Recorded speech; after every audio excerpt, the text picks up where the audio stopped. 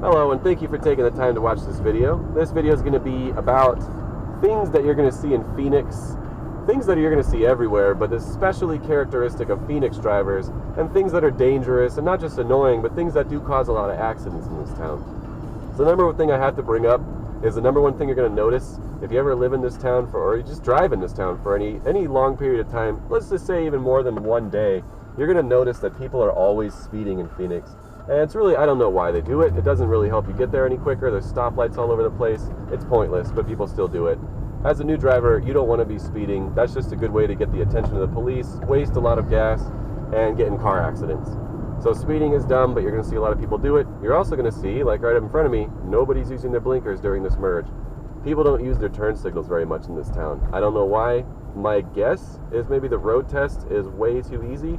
You only lose 4 points on the road test if you don't use your blinker, so you can do it a bunch of times and still pass. If you're in a place like England and you don't use your blinker once, it's an automatic fail, and their road test is like an hour long. Ours is 5 minutes.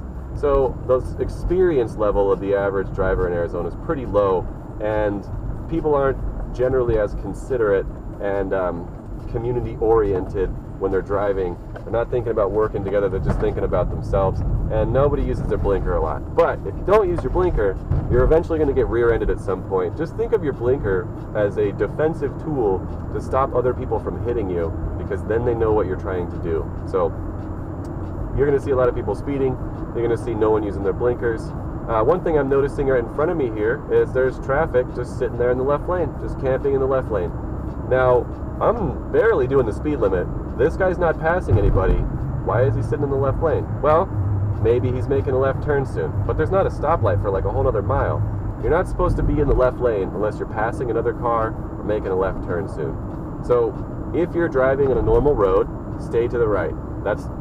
There's signs all over the road in some states where it's like illegal to be in the left lane unless you're passing someone. Arizona cops don't really enforce this, but for example, if you go to Texas or if you go to California, you're going to see signs on the road that says slower traffic, keep right except to pass, do not impede left lane. There's all these signs all over the place. So drivers from other states tend to know this a little more than Arizona drivers, but I find that a lot of new Arizona drivers, or just inexperienced Arizona drivers, are pretty clueless to this, and this can actually cause accidents. This can actually be pretty dangerous on the road to be holding up traffic and going slow in the left lane. Another big giveaway for an inexperienced driver or someone with poor driving skills is tailgating. You are not supposed to be closer than 3 seconds to the car in front of you. That guy almost came into my lane. Just give a quick double tap on the horn. Try not to do any long presses. That hurts people's feelings. But anyways, I'm keeping my distance between me and the car in front of me on this road. That's what you're supposed to be doing. You're not supposed to be so close to the other person on the road that you can read their license plate. If you're going like 25 or less, fine, doesn't matter, you can stop really quickly. But if you're going at normal road speeds like 40 or 45 or 60 or 65 or 55, you shouldn't be close enough to another car to read their license plate. If you don't get close to them, it's impossible to hit them. There's a lot of people in this town that get in rear-end collisions because they get way too close to people and then they go way too fast. Hey, the guy in front of me just changed lanes in an intersection with no blinker, 2 cars right behind a cop. So it just goes to show you the skill level of the drivers out here. Changing lanes in an intersection is very dangerous because it can cause a collision.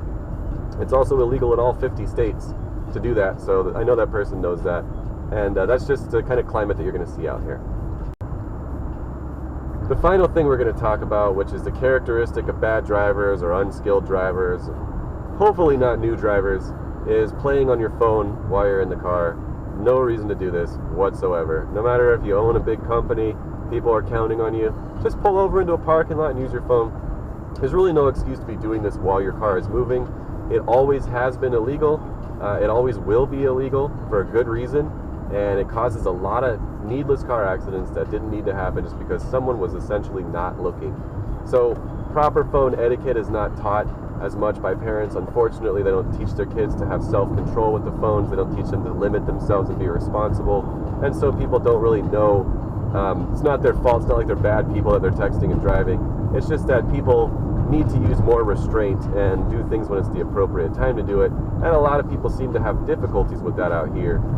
So don't play on your phone and drive. There's really no reason for it. If you have done it, just stop. That's all you got to do. You don't have to keep doing it just because everyone else is doing it.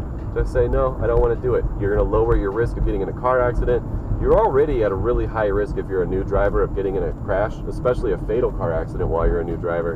And you really increase that risk exponentially if you're playing on a cell phone. But if you're there and you're mentally present and aware and alert of what's going on, you're going to be a lot less likely to crash.